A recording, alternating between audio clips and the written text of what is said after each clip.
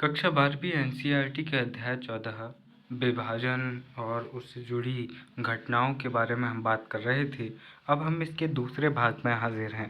पहले भाग की ड्यूरेशन काफ़ी ज़्यादा हो चुकी थी और मेरी थोड़ी सी वो हो चुकी थी, क्या मैं थोड़ा सा थक गया था, इसलिए अब इस वीडियो में हम फिर से आगे की स्टोरी जानने का प्रयास करेंगे। देखिए, विभाजन एक संभावित विकल्प, यानी कि क्या विभाजन के अलावा भी कुछ और ऐसी विकल्प थे कि भारत के विभाजन को रोका जा सकता था। मार्च 1946 में ब्रिटिश मंत्रिमंडल ने लीग की मांग का अध्ययन करने और स्वतंत्र भारत के लिए एक उचित राजनीतिक रूपरेखा सुझाने के लिए 3 सदस्यीय प्रतिनिधि मंडल दिल्ली भेजा। इस कैबिनेट मिशन ने 3 महीने तक भारत का दौरा किया और एक ढीले ढाले त्रिस्तरीय महासंघ का सुझाव दिया।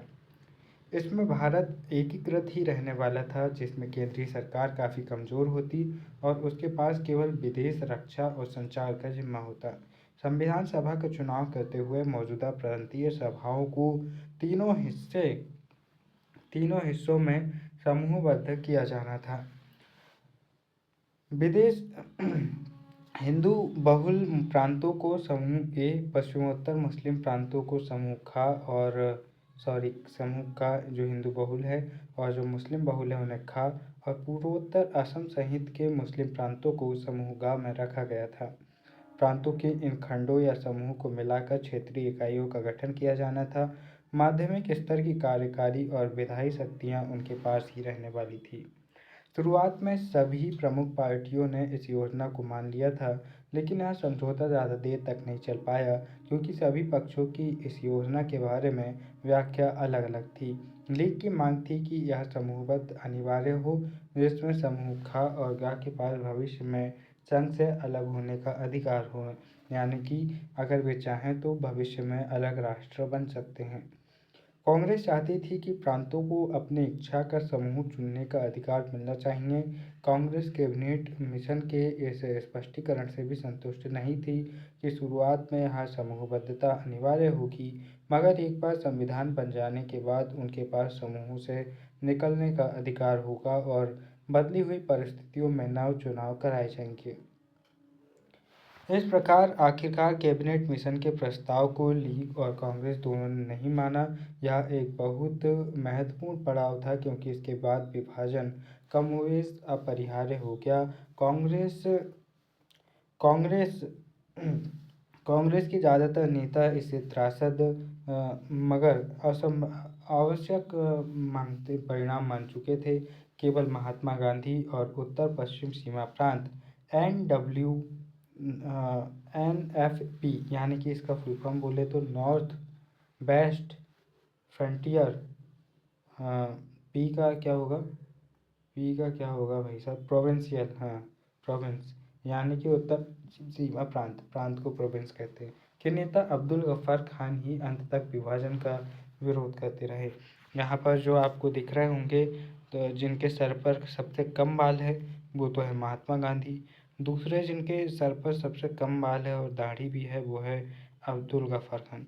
देखिए, मैं किसी भी प्रकार का मजाक नहीं उड़ा रहा हूँ, मैं बस याद करने के लिए कुछ ऐसी तरीके से पढ़ने का प्रयास कर रहा हूँ तो आप हंसते हुए चीज़ों को पढ़ें। देखिए, यहाँ पर आप सुशीला नायर और अमतुस सालेम के साथ अक्टूबर 1938 में महात्मा गांधी को देख सकते हैं। अब्दुल गफ्फार खान जो थे, इन्हें फ्रंटियर गांधी या सीमांत गांधी भी कहा जाता है। ये गांधी जी के सिद्धांतों पर चलते थे और ये पहले विदेशी व्यक्ति थे जिन्हें भारत रत्न से सम्मानित किया गया भविष्य में। दोस्तों, विभाजन की ओर अब देखते हैं कि किस तरह से भारत विभाजन की ओर बढ़ रहा था। कैबिनेट मिशन योजना से अपना समर्थन वापस लेने के बाद मुस्लिम लीग ने पाकिस्तान की अपनी मांग को अमली जामा पहनाने के लिए, देखो यहाँ पर 1941 के मुस्लिम बहुल इलाके आप देख सकते हैं हरे रंग में, 1941 के हिंदू बहुल इलाके आप सिंदूरी रंग में ऑरेंज कलर में देख सकते हैं, और राजकुमारों की रियासतें जिनके लिए प्रस्ताव में स्पष्ट प्रावधान नहीं किया गया कि वे किस क्षेत्र के हैं, वे नीले रंग में आपको दिख रहे होंगे। तो इस तरह से भारत को इस तरह विभाजित किया गया था कि ना तो वो एक राष्ट्र बन पा रहा था और अलग राष्ट्र भी वो ठीक तरीके से नहीं बन पा रहा था।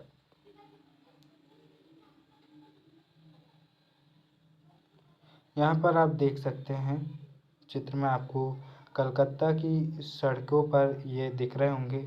ये सफ़ेद शर्ट में ये भाई साहब जो दिख रहे हैं, ये कोई हीरो नहीं है, ये उपद्रवी हैं। और देख सकते हैं यहाँ पे किसको टांग के ले जा रहे हैं, सामने ये लुंगी वाले भाई साहब।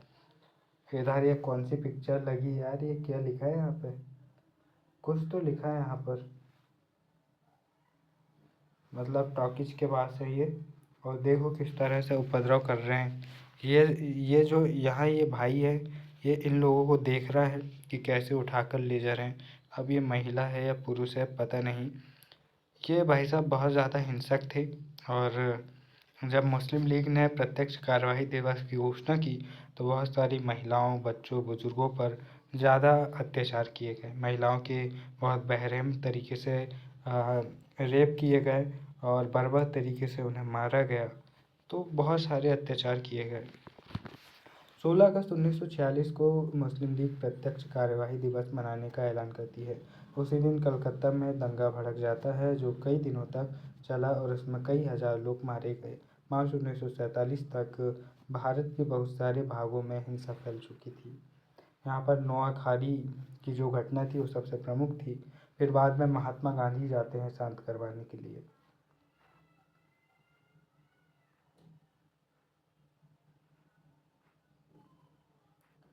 यहाँ कानून व्यवस्था का नाश हो चुका था इस दुर्घटना के बाद में।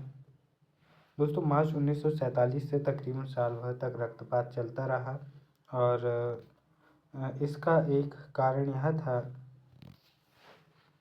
यह था कि शासन की संस्थाएं बिखर चुकी थी। उसी समय बहरलपुर पाकिस्तान में तैनात पेंट्रल मून नाम के एक अफसर ने इस बारे में लिखा था कि जब मार्च 1947 में पूरे अमृतसर में आगजनी और मारकाट हो रही थी तो पुलिस भी गोली नहीं चला पाई।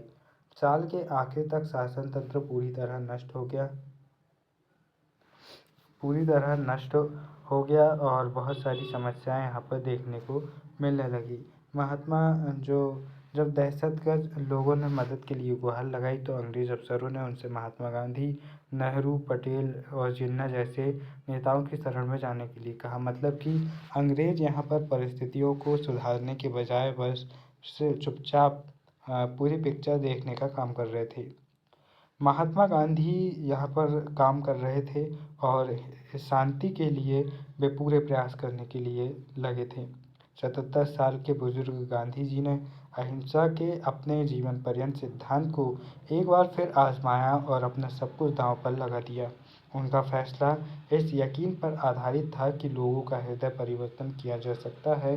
वे पूर्वी बंगाल के नोआखाली, वर्तमान बांग्लादेश से बिहार के गांवों में और उसके बाद कलकत्ता व दिल्ली के दंगों में झुलसी झोपड़पट्टियों की यात्रा पर निकल पड़े। उनकी कोशिश थी कि हिंदू मुसलमान एक दूसरे को न मारे और हर जगह उन्होंने अल्पसंख्यक समुदाय को हिंदू अथवा मुस्लिम दिलासा दी। अक्टूबर 1946 में पूर्वी बंगाल के मुसलमान हिंदुओं पर निशाना कस रहे थे। गांधी जी वहां गए, पैदल गांव-गांव पहुंचे और स्थानीय मुसलमानों को समझाया कि वे हिंदुओं की रक्षा करें। इसी तरह अन्य स्थानों पर जैसे कि दिल्ली में उन्होंने, यहाँ पर आप देख सकते हैं तस्वीर कहाँ भाई, ये है महात्मा गांधी की एक झलक पाने के लिए यहाँ जो भीड़ है आप यहाँ देख सकते हैं। हम दिल्ली पर थे तो दिल्ली की बात पढ़ते हैं, ठीक है। कहाँ है दिल्ली भाई?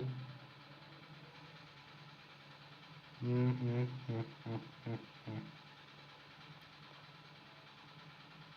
दिल्ली कहाँ है मुझे? दिल्ली के दंगों में झुलसी झोपड़पट्टियों की यात्रा पर निकल पड़े। उनकी कोशिश थी कि हिंदू मुसलमान एक दूसरे को ना मारे। हर जगह उन्होंने अल्पसंख्यक समुदाय को हिंदू अथवा मुस्लिम दिलासा दी। कहीं पर हिंदू अल्पसंख्यक थे तो कहीं पर मुस्लिम थे। अक्टूबर 1946 में पूर्वी बंगाल के मुसलमान हिंदुओं पर निशाना कस रहे थे। गांधी जी वहां गए, पैदल गांव-गांव पहुंचे और उन्होंने स्थानीय मुसलमानों को समझाया कि वे हिंदुओं की रक्षा करें। इसी तरह अन्य स्थानों पर जैसे कि दिल्ली में उन्होंने दोनों समुदायों के पारस्परिक भरोसा और विश्वास बनाने की कोशिश की। जान बचाने के लिए भागकर पुराने किले के भीड़ भरे शिविर में पनाह लेने वाले शाहिद अहमद दहलवी नामक दिल्ली के एक मुसलमान ने 9 सितंबर 1947 को दिल्ली में गांधी जी के आगमन को बड़ी लंबी और कठोर गर्मी के बाद बरसात की फुहारों के आने जैसा महसूस किया। दहलवी ने अपने संस्मरणों में लिखा है कि मुसलमान एक दूसरे से कहने लगे थे कि अब दिल्ली बच जाएगी।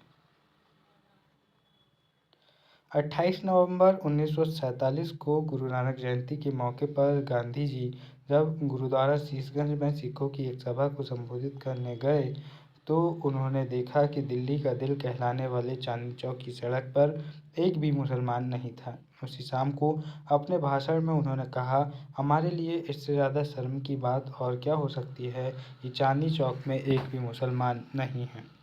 गांधी जी अपनी हत्या तक दिल्ली में ही रहे और आखिरी दिनों में भी मुसलमानों को शहर से बाहर खदेड़ने की सोच से तंग आकर उन्होंने अनशन शुरू कर दिया।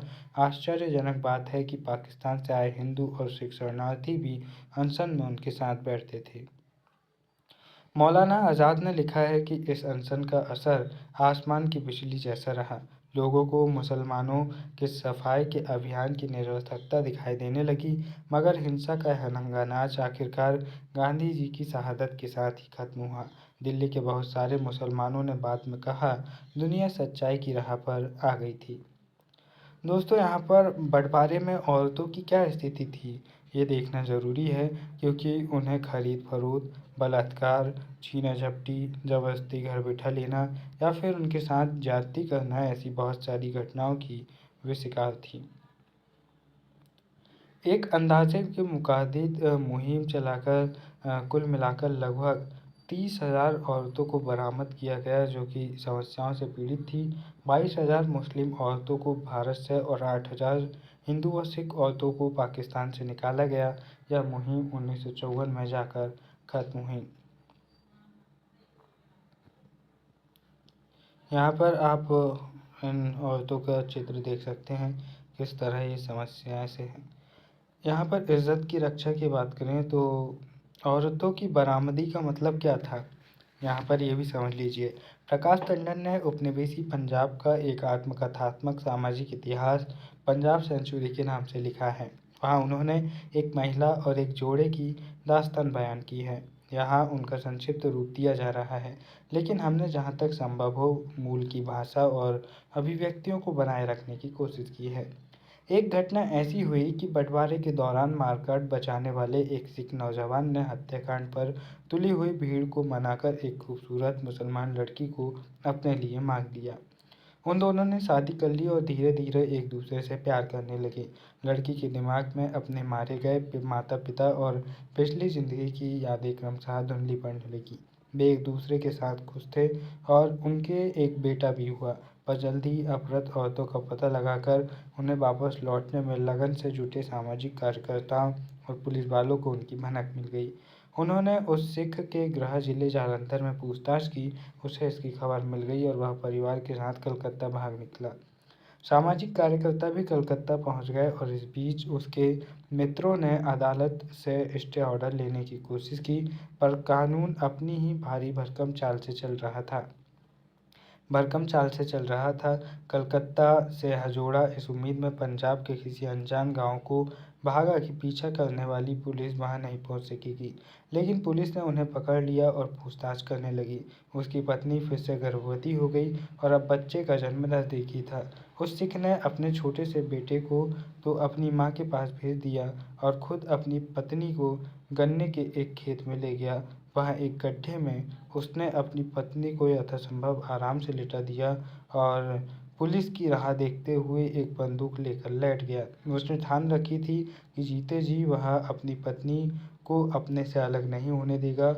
उस गड्ढे में ही उसने अपने हाथों से पत्नी की जचकी कराई, यानी कि उसका बच्चा हुआ।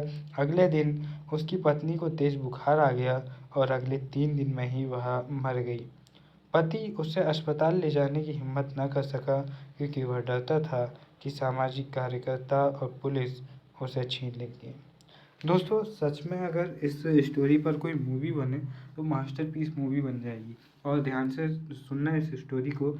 इसी स्टोरी के इर्द गिर्द जो गदर की स्टोरी है, तारा और जो रबीना सफ़ीना क्या नाम है उनका, उनकी जो स्टोरी है आपको काफ़ी कुछ सिमिलर लग रही होगी।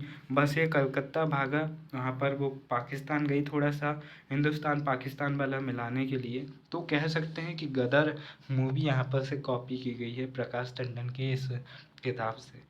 दोस्तों, इज्जत की रक्षा की बात करें तो विद्वानों ने इस बात पर भी रोशनी डाली कि इस भीषण शारीरिक और मनोवैज्ञानिक खतरों के काल में किस तरह समुदाय की इज्जत बचाने की सोच भी एक अहम भूमिका अदा कर रही थी। कई बार जब पुरुषों को यह भय होता था कि उनकी औरतें, बीवी, बेटी, बहन को शत्रु नापाक कर सकता है, यानी कि उनका बलात्कार कर सकता है, तो वे औरतों को ही मार डालते थे। उर्वशी बुटालिया ने अपनी पुस्तक the other side of silence में रावलपिंडी जिले के धुआ खालसा गांव के एक ऐसे ही दर्दनाक हादसे का जिक्र किया है। बताते हैं कि तकसीम के समय सिखों के इस गांव की 90 औरतों ने दुश्मनों के हाथों में पड़ने की बजाय अपनी मर्जी से कुएं में कूदकर अपनी जान दे दी थी। इस गांव से आए शरणार्थी दिल्ली के एक गुरुद्वारे में आज भी इस घटना का पर कार्यक्रम आयोजित करते हैं। वे इन मौतों को आत्महत्या नहीं बल्कि शहादत का दर्जा देते हैं।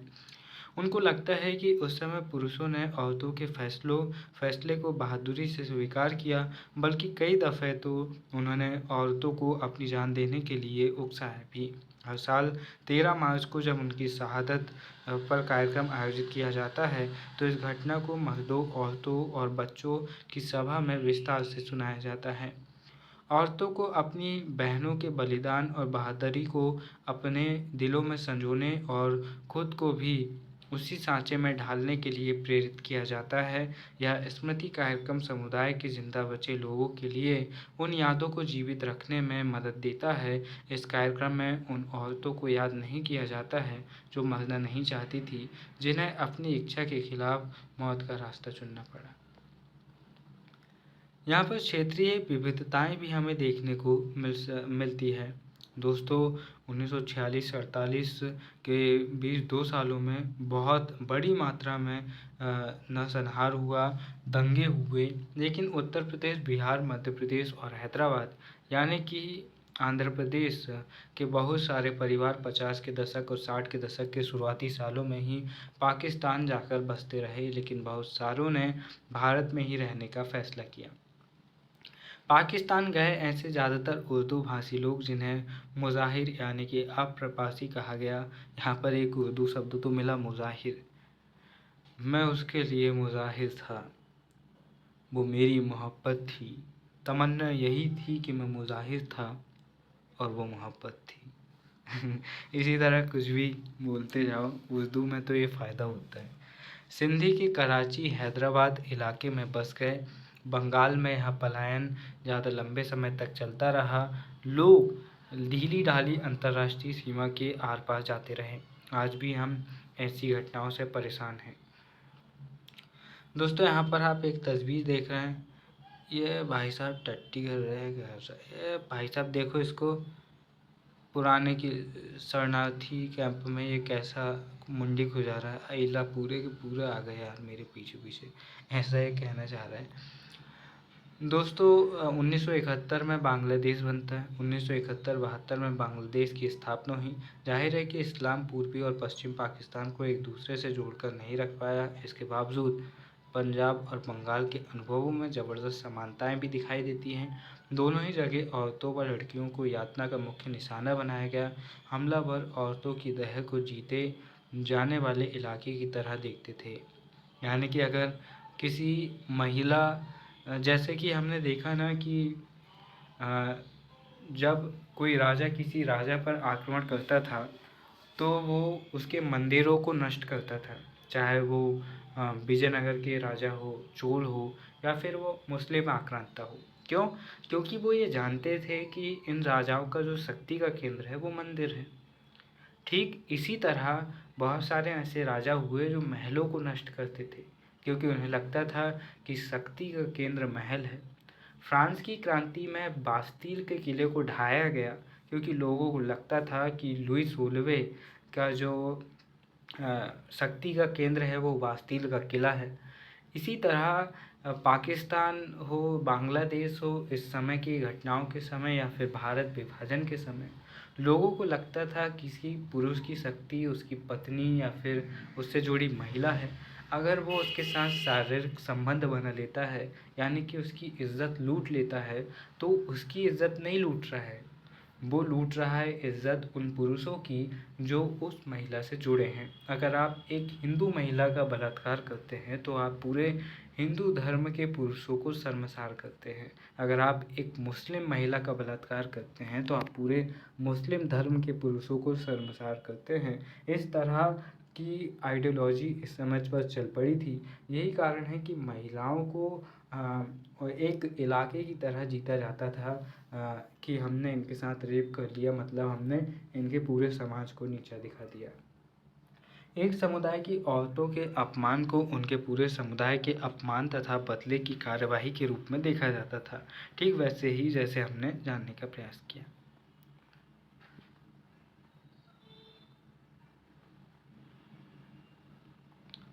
दोस्तों, विभाजन से संबंधित साहित्य और फिल्में बहुत सारी भाषाओं में मौजूद है। हिंदी, उर्दू, पंजाबी, सिंधी, बंगाली, असमिया और अंग्रेजी, इन सारी भाषाओं में इस विषय में खूब काम हुआ।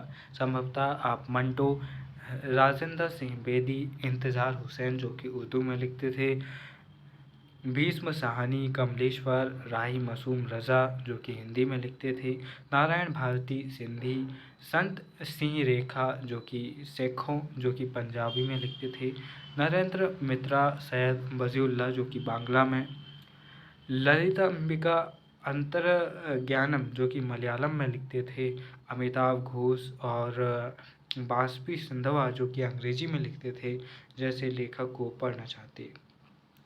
अमृता प्रीतम, फैज़ अहमद फैज़ और दिनेश दास ने पंजाबी, उर्दू और बांग्ला में विभाजन पर यादगार कविताएं लिखी हैं।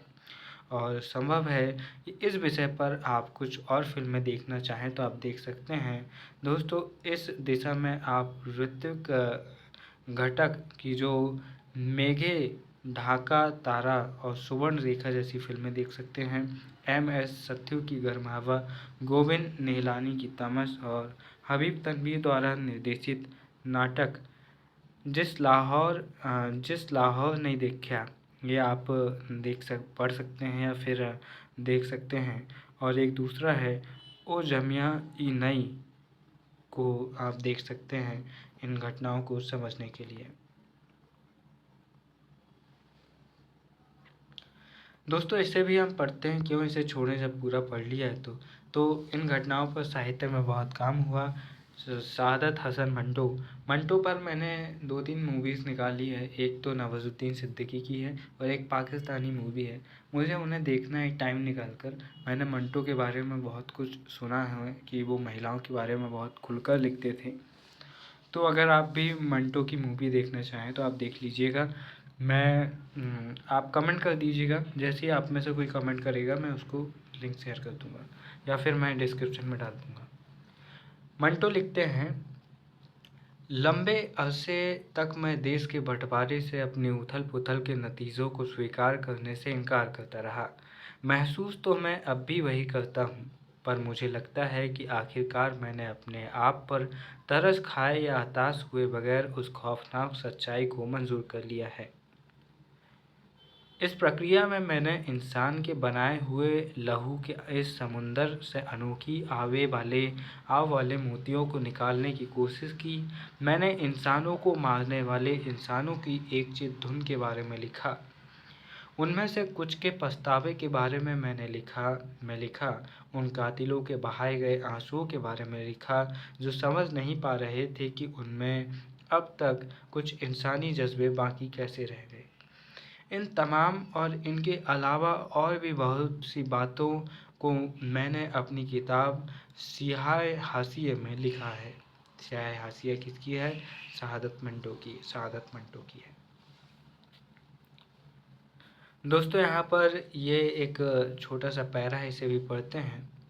कराची हवाई अड्डे पर 1949 में हुई एक मुलाकात का ब्यौरा डॉक्टर खुशदेव सिंह लिखते हैं, मेरे दोस्त मुझे हवाई अड्डे के एक कमरे में ले गए जहां हम बैठकर गपशप करने लगे और साथ ही दोपहर का खाना भी खाया। मुझे कराची से रात 2:30 बजे की उड़ान से लंदन जाना था। शाम 5 बजे मैंने अपने दोस्तों से निवेदन किया कि उन्होंने बड़ी फराख दिली से मुझे अपना समय दिया है। मेरी समझ से अब उनसे सारी रात रुकने की उम्मीद करना तो बड़ी ज्यादती होगी और वे यह तकलीफ ना ही उठाएं। मगर रात के खाने तक कोई भी नहीं उठा। फिर उन्होंने कहा, वे लोग जा रहे हैं और जहाज पर चढ़ने से पहले थोड़ा आराम कर लूं।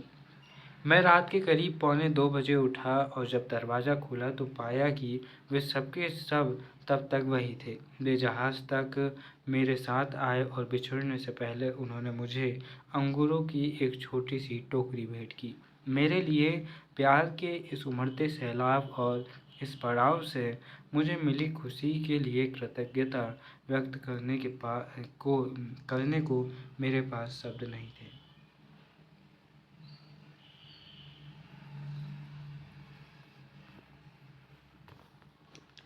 इसके बाद हम देखते हैं मदद, मानवता और सद्भावना की चीज़ें देखते हैं। हिंसा के कचरे और विभाजन की पीड़ा के तले इंसानियत और सौहार्द का एक विशाल इतिहास दबा पड़ा है। अब्दुल लतीफ़ के मर्मस्पर्शी बयानों जैसे बहुत सारे वृत्तांतों से इस बात का पता चलता है। इतिहासकारों ने इस आशय की अनगिनत कहानियां उजागर की है कि किस तरह बहुत सारे आम लोग बंटवारे के वक्त एक दूसरे की मदद भी कर रहे थे। ये आपसी हमदर्दी और साझेदारी, नए मौके खुलने और सदमे पर विजय की कहानियां हैं। इस लिहाज से खुशदेव सिंह हमारे सामने एक बेहतरीन मिसाल है। खुशदेव सिंह एक सिख डॉक्टर थे जो तपेदिक यानी कि टीबी के विशेषज्ञ थे, जिसे अंग्रेजी में ट्यूबरकुलोसिस कहते हैं। वे उस समय धर्मपुर में तैनात थे जो अरुणाचल प्रदेश में पड़ता है। दिन रात लगकर डॉक्टर साहब ने असंख्य प्रवासी मुसलमानों, सिखों, हिंदुओं को बिना किसी भेदभाव के एक कोमल स्पर्श, भोजन, आश्रय और सुरक्षा प्रदान की। धर्मपुर के लोगों में उनके इंसानी जज्बे और सहृदयता के प्रति गहरी आस्था और विश्वास पैदा हो गया था। उन लोगों का वैसा ही भरोसा था जैसा दिल्ली और कई जगह के मुसलमानों को गांधी जी पर था। उनमें से एक मोहम्मद उमर ने सुखदेव सिंह को चिट्ठी में लिखा था, पूरी विनम्रता से मैं यह कहना चाहता हूँ कि मुझे आपके अलावा किसी की शरण में सुरक्षा दिखाई नहीं देती, इसलिए मेहरबानी करके आप मुझे अपने अस्पताल में एक सीट दे दीजिए। इस डॉक्टर द्वारा किए गए अथक राहत प्रयासों के बारे में उनके संस्मरणों love is stronger than hate, मतलब प्यार नफरत से बड़ा है। अ रिमेम्बरेंस ऑफ 1947, मोहम्मद नफरत से ज़्यादा ताकतवर होती है। 1947 की यादें, इस प्रकार के उनके जो संस्मरण लिखे गए उससे पता चलता है। यहाँ डॉक्टर साहब अपने कामों को बयान करते हुए लिखते हैं कि यह एक इंसान होने के नाते बिरादर इंसानों के प्रति अपनी जिम्मेदारी का निर्वाह करते हुए मेरी छोटी सी कोशिश थी। उन्होंने 1949 में कराची की 2 संक्षिप्त यात्राओं का गर्व से जिक्र किया। उनके पुराने दोस्तों और धर्मपुर में उनसे मदद लेने वालों को कराची हवाई अड्डे पर उनके साथ कुछ यादगार घंटे बिताने का मौका मिला। पहले से उन्हें जानने वाले 6 पुलिस कांस्टेबल उन्हें लेकर जहाज़ तक गए और जहाज़ पर चढ़ते हुए उन्हें सलामी दी। वे लिखते हैं, मैंने हाथ जोड़कर उनका अभिवादन किया, मेरी आंखों से आंसू झलक आए थे। इसके बारे में हमने देखा है, जो हमने पैरा पे पढ़ा है। दोस्तों, मौखिक गवाही और इतिहास की अगर हम बात करें तो क्या हम उन चीज़ों पर गौर करे हैं जिनके सहारे इस अध्याय में विभाजन के इतिहास को सूत्रों में पिरोया जा रहा है, जैसे मौखिक वृत्तांत, संस्मरण, डायरिया, पारिवारिक इतिहास और स्वलिखित ब्यौरे आदि। दोस्तों, इनसे हमें बहुत सारी जानकारियाँ मिलती है। इसके बाद अगर हम बात करें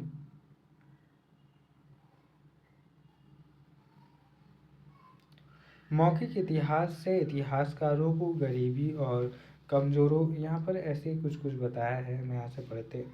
मौखिक इतिहास से इतिहासकारों और गरीबों और कमज़ोरों, मसलन अब्दुल लतीफ़ के पिता थूहा खालसा की औरतों गेहूं के खाली बोरों को बेचकर चार का जुगाड़ करने और थोक भाव पर खुदरा गेहूं बेचने वाले शरणार्थियों बिहार में बन रही सड़क पर काम के बोझ से दोहरी हुई जा रही एक मध्यम वर्गीय बंगाली विधवा एक पेशावरी व्यापारी जिसे भारत जाकर कटक में एक छोटी मोटी नौकरी गजब की चीज़ दिखाई दे रही थी, लेकिन जिसे अब मालूम न था कि कटक कहाँ है, यह हिंदुस्तान के ऊपरी हिस्से में है या निचले हिस्से में। पेशावर में तो हमने कभी उसके बारे में सुना नहीं के अनुभवों को उपेक्षा के अंधकार से निकालकर अपने विषय के किनारे को फैलाने का मौका मिलता है। इस तरह विभाजन ने कई सारी चीज़ों से हमें अवगत कराया। दोस्तों, इस बात का एहसास होना हमें चाहिए कि बंटवारे के बारे में मौखिक ब्यौरे खुद ब खुद या आसानी से उपलब्ध नहीं होते हैं। इन्हें साक्षात्कार के ज़रिए यानी कि इंटरव्यू के ज़रिए और बहुत अलग अलग चीज़ों के ज़रिए हासिल किया जाता है। आप यहाँ पर उस समय पर गाड़ी नहीं होती थी और बैलगाड़ी जिनके पास नहीं होती थी वो इस तरह से अपने बच्चों को बिठा लेते थे, औरतों को बिठा लेते थे और यात्राएं करते थे। दोस्तों, कालक्रम को जानना बेहद ज़रूरी है कि किस कालक्रम में कौन सी घटनाएं चल रही थी। तो देखिए, काल रेखा 1930 में प्रसिद्ध उर्दू कवि मोहम्मद इकबाल एकीकृत ढीले ढाले भारतीय संघ के भीतर एक उत्तर पश्चिम भारतीय मुस्लिम राज्य की ज़रूरत पर विचार पेश करते हैं। यहाँ पर इस बात पर ध्यान रखिएगा कि इकबाल साहब ने कभी भी पृथक पाकिस्तान देश की मांग नहीं की, उन्होंने एक नए स्टेट की मांग की थी। जैसे कि 1953 में श्री रामुलु नाम के एक आंध्र के नेता ने आंध्र प्रदेश की मांग की, जैसे मध्य प्रदेश से छत्तीसगढ़ की मांग हुई, जैसे बिहार से उत्तराखंड जो झारखंड है उसकी मांग हुई। तो इसी तरह इन्होंने मांग की थी, इन्होंने एक अलग देश बनाने की मांग नहीं की थी, एक अलग राज्य बनाने की मांग की थी। 1933 से 35 में कैम्ब्रिज में पढ़ने वाले एक पंजाबी मुसलमान युवक चौधरी रहमत अली ने पाकिस्तान या पाकिस्तान नाम पेश किया था। तो ये जो रहमत अली भाई साहब थे, इन्होंने पहली बार पृथक देश पाकिस्तान की बात की थी। यहाँ पर इकबाल का नाम जो रहमत अली है, इनके बारे में ध्यान रखिएगा। 37 से 39 के दौरान ब्रिटिश भारत के 11 में से 7 प्रांतों में कांग्रेस के मंत्रिमंडल सत्ता में आते हैं। 1940 में लाहौर में मुस्लिम लीग मुस्लिम बहुल इलाकों के लिए कुछ हद तक स्वायत्तता की मांग करते हुए प्रस्ताव पेश करती है। 1946 में प्रांतों में चुनाव संपन्न होते हैं। सामान्य निर्वाचन क्षेत्रों में कांग्रेस और मुस्लिम सीटों पर मुस्लिम लीग शानदार जीत हासिल करती है। मार्च से जून 1946 के दौरान ब्रिटिश कैबिनेट अपना 3 सदस्य का जो मिशन है वो दिल्ली भेजता है, जिसे हम कैबिनेट मिशन कहते हैं, जो कि मार्च जून के मध्य 1946 में आया था। 1946 अगस्त में मुस्लिम लीग पाकिस्तान की स्थापना के लिए प्रत्यक्ष कार्यवाही दिवस का फैसला करती है और कहती है कि हम 16 अगस्त 1946 को प्रत्यक्ष कार्यवाही दिवस मनाएंगे। 16 अगस्त 1946 को कलकत्ता में हिंदू और मुसलमान के बीच हिंसा फूट पड़ती है और कई दिनों तक चलने वाली इस हिंसा में हजारों लोग मारे जाते हैं और यह प्रत्यक्ष कार्यवाही दिवस के परिणाम स्वरूप थी। मार्च 1947 में कांग्रेस हाईकमान पंजाब को मुस्लिम बहुल और हिंदू सिख बहुल हिस्सों में बांटने के पक्ष में फैसला लेता है और बंगाल में भी इसी सिद्धांत को अपनाने का आह्वान करता है। मार्च 1947 के बाद अंग्रेज भारत छोड़कर जाने लगते हैं और 14-15 अगस्त 1947 को 14 अगस्त को पाकिस्तान का गठन होता है, यानी कि पाकिस्तान स्वतंत्र होता है और 15 अगस्त को भारत स्वतंत्र होता है। महात्मा गांधी सांप्रदायिक सौहार्द बहाल करने के लिए बंगाल का दौरा इस समय पर कर रहे होते हैं। तो दोस्तों, इस समय पर इस वीडियो के ज़रिए हमने इस अध्याय को पूरी तरह से कंप्लीट करने का प्रयास किया और मुझे उम्मीद है कि यह अध्याय आपको कुछ ना कुछ सिखाएगा। उस दौर की विभीषिका सोचिए, आप अब जब आप आज रात सोएं तो एक सपना देखिए कि आप 1947 के उस विभीषिका के दौरान हैं, आप पाएंगे कि आपके रोंगटे खड़े हो जाएंगे। ऐसे ऐसे दृश्य आप सोच सकते हैं, और वो सिर्फ दृश्य सोचे नहीं जा सकते, वो 1947 और 1946 से 48 के दौरान वो दृश्य घटित हो रहे थे। किसी महिला के साथ ज्यादती करना, किसी बच्चे को लावारिस छोड़ देना, किसी बुजुर्ग के भूख से मर जाना, किसी युवक का भरी जवानी में किसी हिंसा का शिकार हो जाना, यह कोई मामूली बात नहीं थी। 5 लाख से ज़्यादा लोगों ने इस विभीषिका में अपनी जान गंवाई थी। ये सरकारी आंकड़े हैं, अगर इन आंकड़ों को हम हटा दें तो और भी कई लाख लोग मारे जा चुके थे। उनके लिए ये कैसी स्वतंत्रता थी, उनके लिए ये कैसा राष्ट्रवाद, कैसा विभाजन, कैसा भारत और कैसा पाकिस्तान था। ऐसी घटनाओं से हमें प्रेरणा लेना चाहिए। हमें यह सीखना चाहिए कि हमेशा याद वही रहता है जो सभी को साथ लेकर चलने की बात करता है, जो अलगाव की बात करता है, जो नफ़रत कट्टरवाद की बात करता है, वो अपने साथ हिंसा लेकर आता है। उसे लोग कभी याद नहीं करना चाहते। एक समय पर मोहम्मद अली जिन्ना कांग्रेस के बड़े नेताओं में से एक थे, और एक समय पर बहुत सारे लोग उनसे नफ़रत करने लगे। इसलिए समाज के सभी पंथों, संप्रदायों और धर्मों के साथ एकता बनाने का प्रयास करिए। सभी के लिए अच्छा सोचिए और सभी के साथ अच्छे से मिलजुल कर रहिए। फिर मिलेंगे अपने किसी और वीडियो में, तब तक के लिए नमस्कार, जय हिंद।